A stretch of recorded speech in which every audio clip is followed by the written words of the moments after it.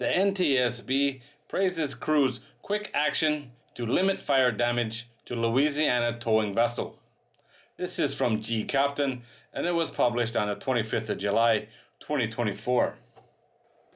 A ruptured hydraulic hose spraying oil on an hot engine caused a fire on board a towing vessel in Louisiana's Lake Silverado.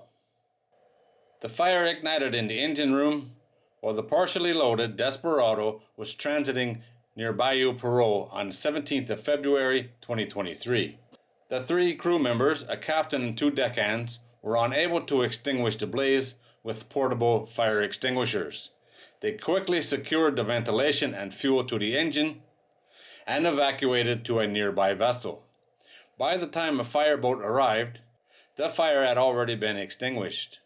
The captain, who was also the owner of the vessel, had over 30 years of maritime experience, and since 2010 has served as captain on 21 inland towing vessels similar to the Desperado.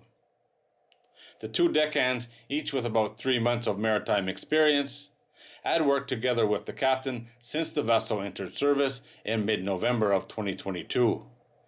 NTSB investigators praised the captain's prompt action to remove the fuel and oxygen sources, which helped limit the fire damage and extinguish the flames. No pollution or injuries were reported, and the damage to the vessel was estimated at $30,000. NTSB investigators identified issues with the installation of the hydraulic hose.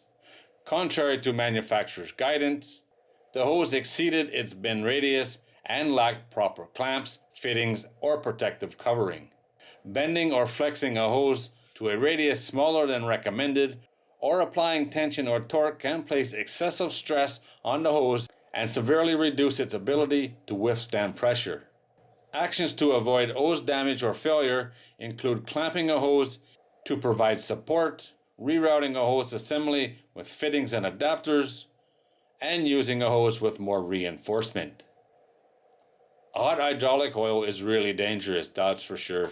And if that sprays onto a hot engine, well, that's a fire right there.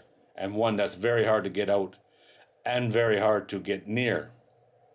This captain and boat owner was very smart and very lucky at the same time. I guess 30 years of experience is a lot in a situation like this. He was smart enough to kill the fuel to the fire and the oxygen, and the fire just went out.